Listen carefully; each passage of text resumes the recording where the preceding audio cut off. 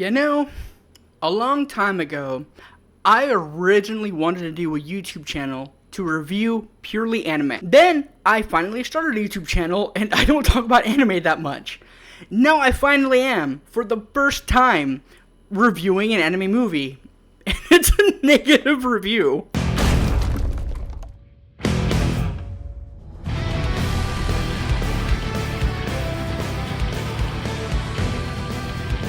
Let's kick things off, shall we? It's time we had some fun.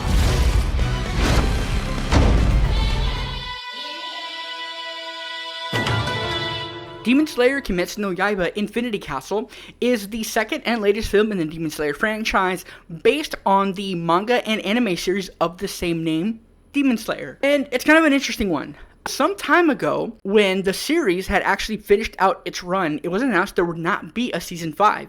Instead, the final arc of the story would be told in a trilogy of movies, which I thought was a little bit of an odd choice, but could have been interesting. You know, they're trying to take the end of the story and really give it a big send-off. And you can do that with a movie, heck, a trilogy of them. You know, for me, I was like, oh wow, this could be like the next Lord of the Rings or something, you know. But I went and saw the movie, and frankly, I don't think that they really pulled it off that well. I have a lot of thoughts, and like I said in my theater reaction video, not all of them are good.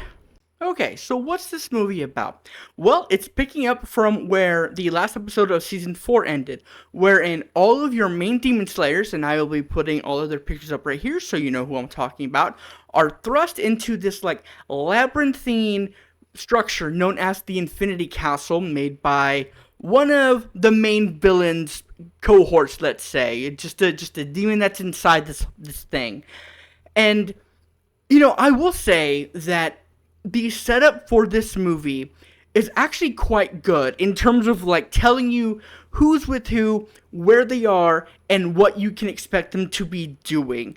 Not that it's predictable, but it's very good in letting you know, okay, here's the stage, it's set. But then after that, it just becomes this slog of a watch. You know, I have been watching anime all my life.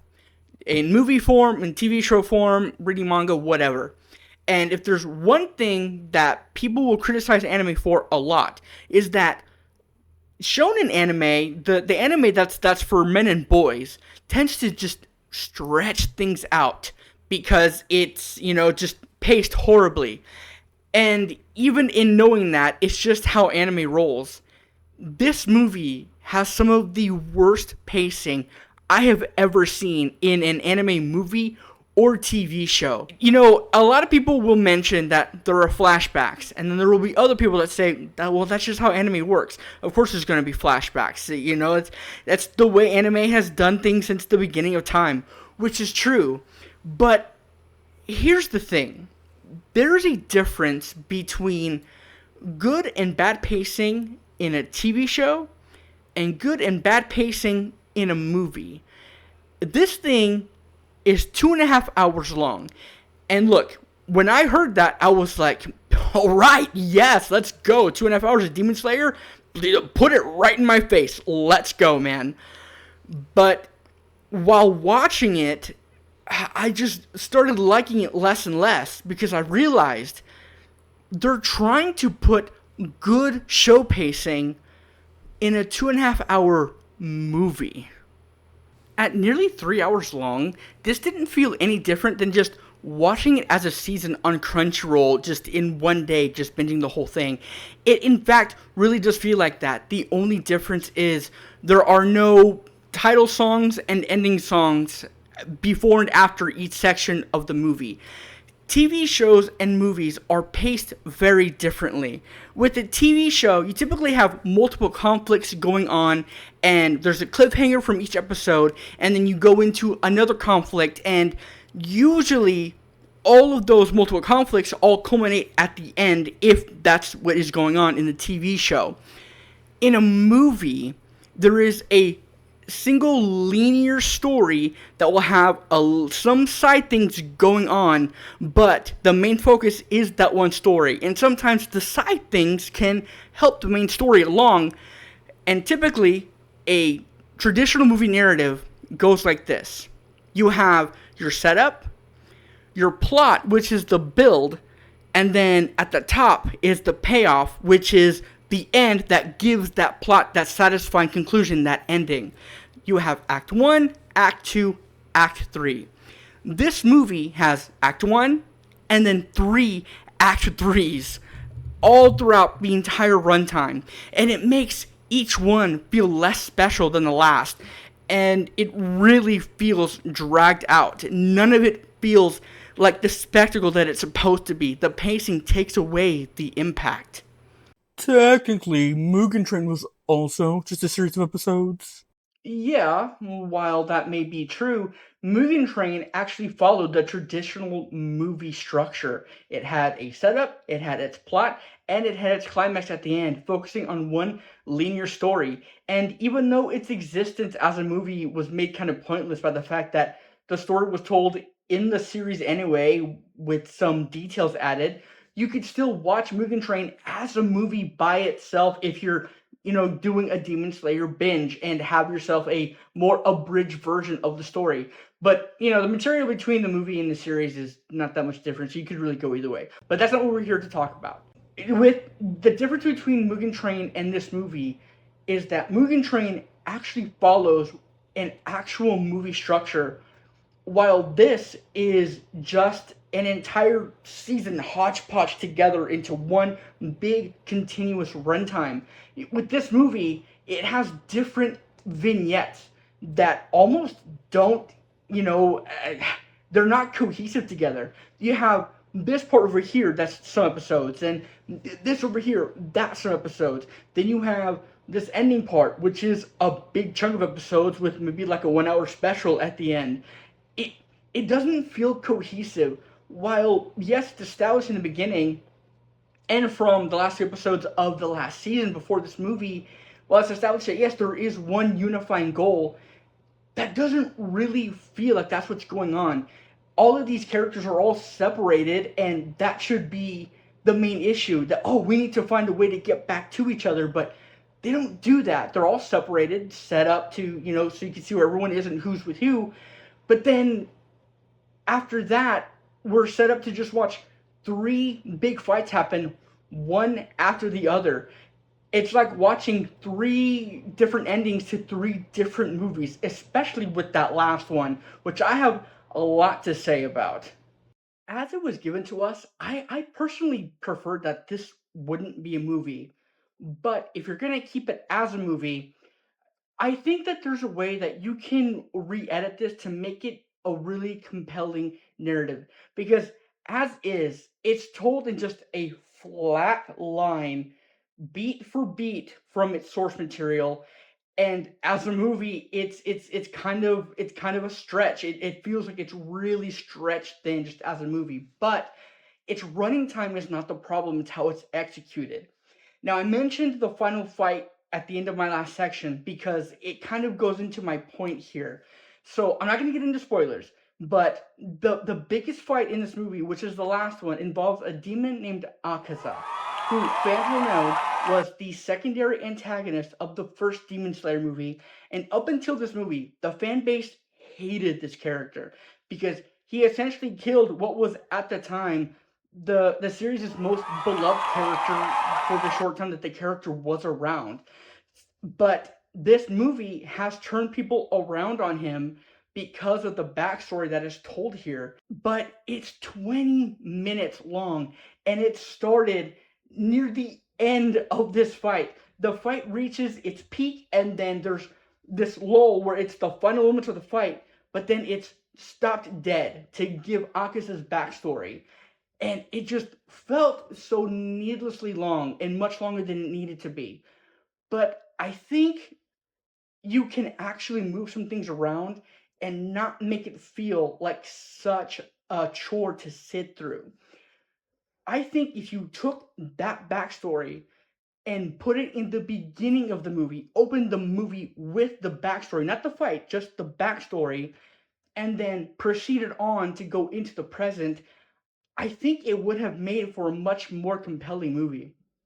Take, for example, the Lord of the Rings: The Return of the King did this, where a character named Smeagol, his backstory is given at the beginning of the movie, and it's about 20 or so minutes long, just like Akaza's backstory in this. But what it does is it gives you context for the character moving forward, and it makes the character feel more compelling despite the character's fate and what he actually does to the main cast.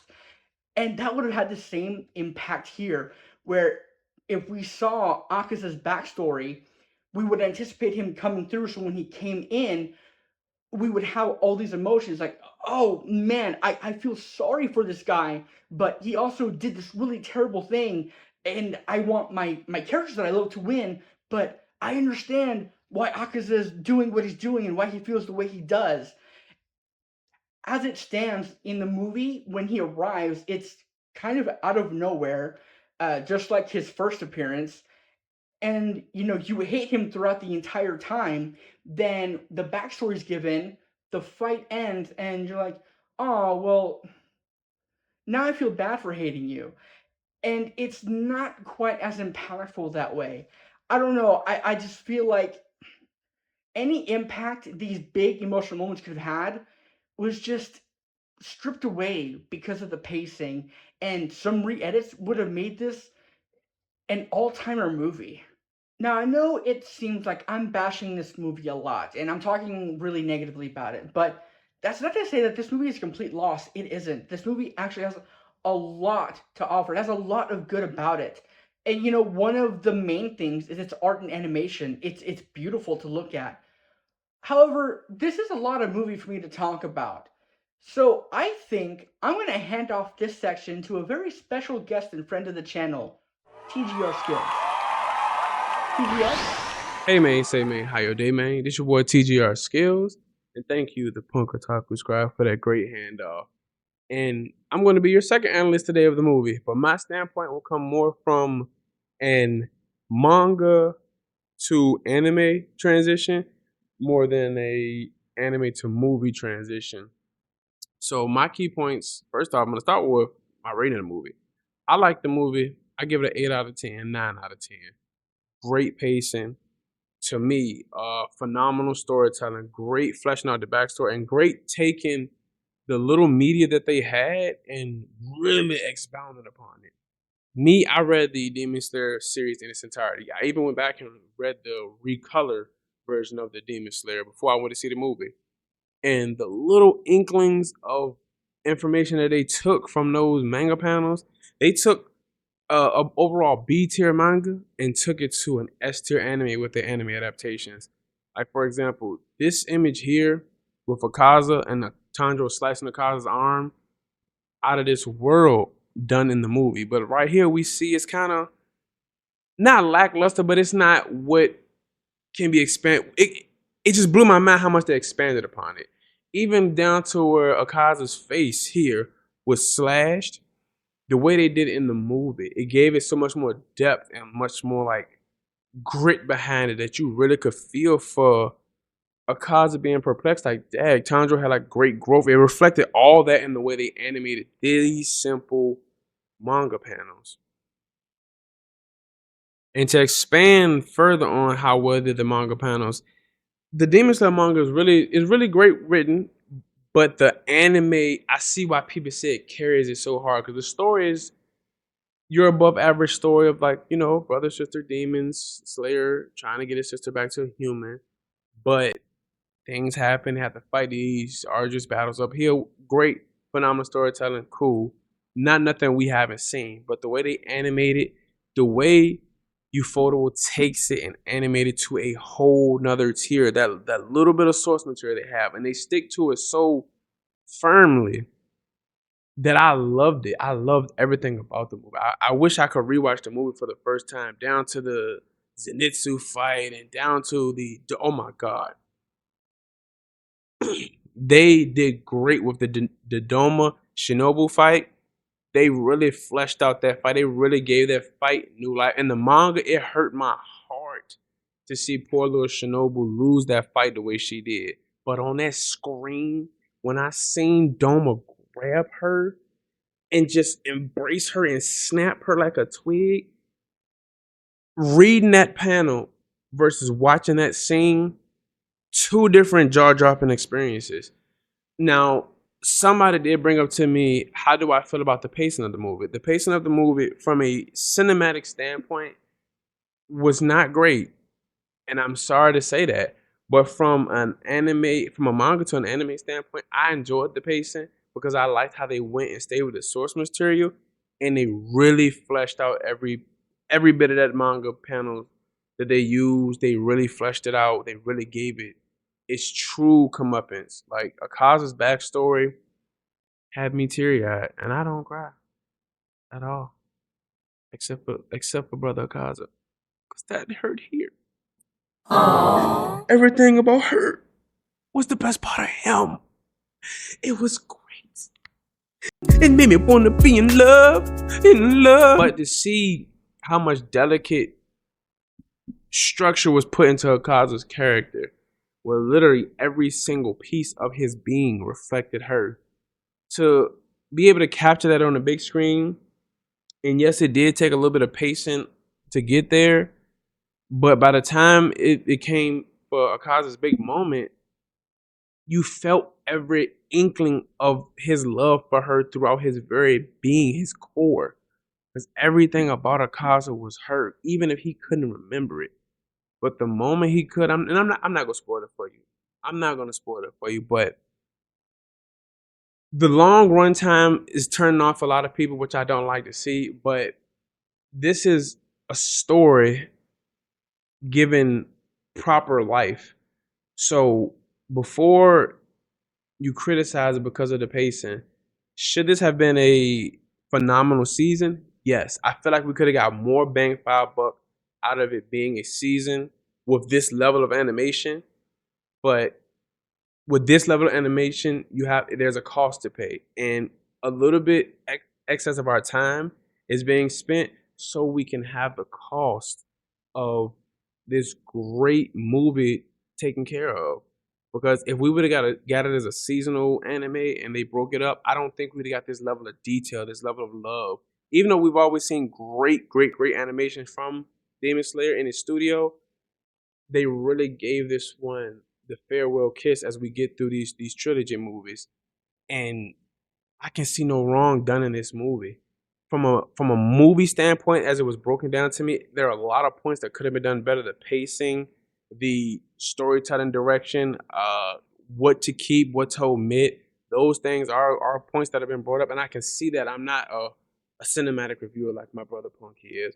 But from an anime reviewer standpoint, from an anime analytic brain person, this was great. I couldn't have asked for anything better. And so I'm going to stand firm with my 8 out of 10, 9 out of 10 judge.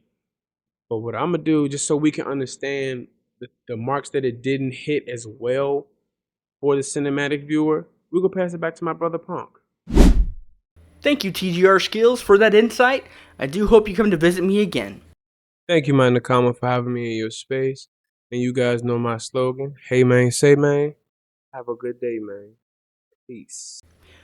Now, as you saw, he liked the film quite a bit more than I did. But that doesn't necessarily mean that we are completely at odds about it. No, in fact, I agree with quite a few of his points. So the point he raised about the moment when Akaza and Tanjiro during the Infinity Castle arc first encounter each other and Tanjiro attacks Akaza, how it was elevated in the film. Now, as I said before, I did not complete the manga, but when someone who did actually says that the moment in the movie was recreated perfectly, but also elevated, I have to take their word for it. Because as someone who's always been a fan of video games and comic books and cartoons and movies and of the like, just all the things you made fun of the weird nerd kid in your classroom, even though you secretly liked all the same things. Yeah, that stuff. As a long fan of that stuff, I can actually say that when something is adapted almost perfectly, frame by frame, in a different medium, it's really impressive. But it's especially impressive when it's elevated. And that's the thing about this movie is, even though the pacing for it just kills it for me, like, I don't know if I can rewatch it, taking everything that this movie offers and putting it in its own little separate packages, it's some of the greatest things that anime has ever done. We're dealing with very layered villains here, except for Keigaku, but we'll get to him. But let's start off with Doma and his fight with Shinobu. So I'm not going to tell you how this fight turns out, but there is a moment in the fight near the end of it where it's not looking good, and after all of her efforts up until this point, Doma just embraces her, and he's like weeping, or maybe even doing a mocking weeping voice, and telling her, "Oh, you poor little fragile thing, you've put up such a valiant effort. I commend you. I'm so proud of you." And it makes you so angry because you see the effort, you see the life on the line that Shinobu has put to just get rid of this guy, and none of it worked. But at the same time, is he mocking her, or does he legitimately feel as if she's a worthy opponent? He's not mocking her. Maybe he actually sees her as an equal that just couldn't make it happen up until that point. And when you see his backstory, it could kind of make sense that, he just doesn't get that he's a bad person, that he doesn't get that he's a bad dude. Even though, he is a pretty bad dude by his actions. I don't know, I just feel like that kind of writing where the villain feels they are justified in their actions, or they just don't realize that they're a bad person at all. That's the best kind of villain, because it messes with you as the viewer, and it makes for a compelling narrative within the story when it comes to the heroes having to confront them. Then we have Keigaku versus Zenitsu. And while this was also a really great set piece, and I feel could have also been a really great moment in an isolated batch of episodes in a season, Keigaku's motivations as a villain just aren't quite as layered and as complicated. So his motivations simply boil down to, "Oh, I was never as good as you. The master never saw me as an equal to you. So now I'm really mad. And so I went ahead and I gave up my life so I could be stronger in spite of the old man and you." It's whiny stuff, whiny villain stuff. But, their backstory with each other and the motivations of why they're fighting each other in this moment do make sense. And, hey, it makes for a really cool fight, too. Not everything has to be so layered and complicated, and it can still be fun. Then we get to Akaza, or Akaza, however you pronounce it, and his backstory. And I'm not going to spoil it, because it's really huge. But what I will say is this backstory is one of those that you could watch it and come out forgiving the character for the things that he has done, or not. Both results would be valid. But the good character writing doesn't just lie with the villains. It goes with the main characters, our main players as well. Because these are characters that, for most of them, have been training their entire lives for the moment that this movie is leading them up to. And all of them, save for one at this point, have all been together for years leading up to this moment. And you feel that. You feel their camaraderie, especially the ones that are together. Now, I know I mentioned at the top of the review that it feels like they're all separated. And as parties, they do feel that way. But the ones that are with each other, you can feel that they're not only fighting for themselves, they're fighting for each other and giving their lives to do it. Even when they all have their own individual motivations to be fighting the way that they are here. I don't know, you can feel it. when you are just sitting with it isolated, and you're not seeing it as, oh, this is a movie with bad pacing, and you actually let yourself get lost in the sequence, you do feel that they do really give you those moments that make it feel worth it.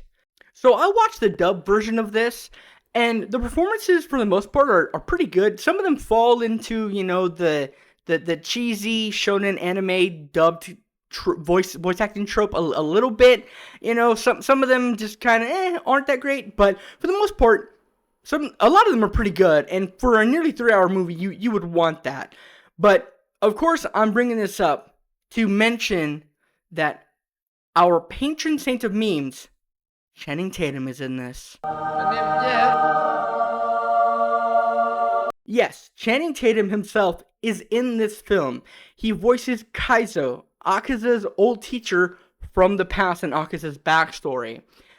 Now, because I knew he'd be in this movie, I was waiting for him to show up. I was listening for his voice. And I knew he wasn't going to be any of the Upper Moon demons because I've already heard all their voices in the show. And even when he did show up, I didn't know it was him. I actually didn't know which character he was until after I left the theater. And that's actually the mark of a really good performance. And I kind of hope that this movie's success kind of inspires other anime movies to take that route where they put in just one celebrity voice in there just for some fun, just for a fun cameo. Because knowing that Channing Tatum, a big Hollywood name, was in an anime movie like this was just fun. So ultimately, did I like Demon Slayer Infinity Castle? Yeah, I kind of did. I wish I loved it because I really wanted to love it. I was deathly excited for this movie, but just as a package, its issues keep it from elevating it to true greatness, and this could be a really great movie. I just hope that with the next two, and the next two are going to theaters, how well this one's doing. I mean, it is insane how well this one's doing. I just hope that they do take the criticisms that are being thrown out about this movie, mostly about the pacing, and they do rearrange some things or edit some things together to make it flow a lot smoother so that these great big moments that are coming can really feel impactful and as big as they're supposed to feel on the big screen. But, love him or hate him, those are my thoughts on Demon Slayer Infinity Castle, and those were TGR Skills' thoughts on Infinity Castle. But what did you think of the movie if you saw it already? Do you agree with me that, yeah, it's good, it just isn't great, and it's got a lot of problems, and its potential just wasn't reached? Or are you with TGR Skills that you love it, you think it's perfect, it's the greatest thing since sliced bread, they don't need to change a thing, and if the other two were exactly like this one, then that's amazing. Let us know what you think about this movie down in the comments. Let's talk everything anime, Demon Slayer, manga down there, and we'll both see you in our next ones. Take care.